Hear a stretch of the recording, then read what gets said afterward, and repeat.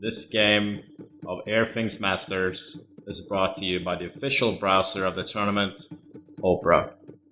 Daniel Dubov has blood on his hands as he is very close to have defeated the world champion Magnus Carlsen. If he wins this game, he has eliminated the world champion, which definitely would be a shocker. Can the world champion strike back?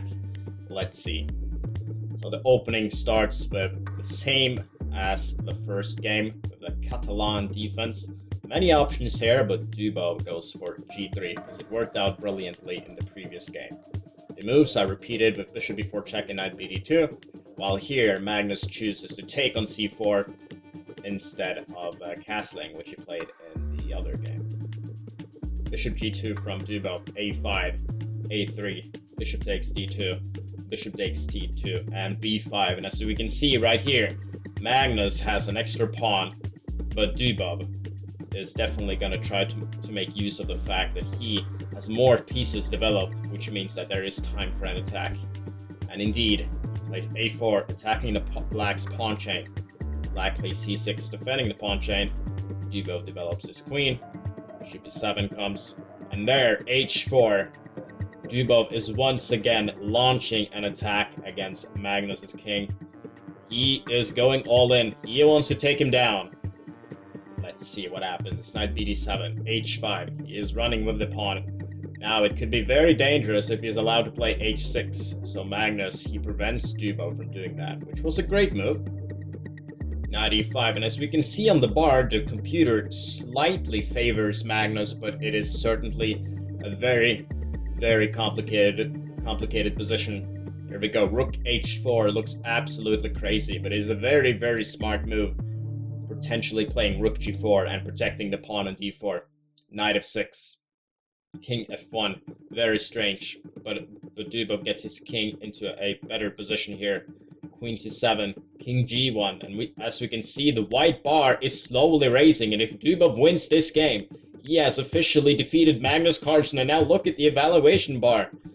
A takes b5, c takes b5, bishop takes b4, a takes b4, and rook a7. And the bar is going up, the bar is going down. What is happening in this game? Rook g4 attacking the pawn in g7. Rook g8, black is also protecting the pawn, and all sorts of stuff can happen here. This is a very, very complicated position. Queen c2 is played, but was that a good move? c3 from Magnus, which looks like a very, very good move. B takes c3, b takes c3, and now Magnus has a very dangerous pawn. Well, it all of a sudden looks like that Dubov's attack has vanished. Will the world champion strike back? Rook a3, rook c8, more protection on the pawn on c3. Knight d3, knight f6, bishop takes b7, queen takes b7. Magnus is trading more pieces, and things are looking very good as Dubov blunders.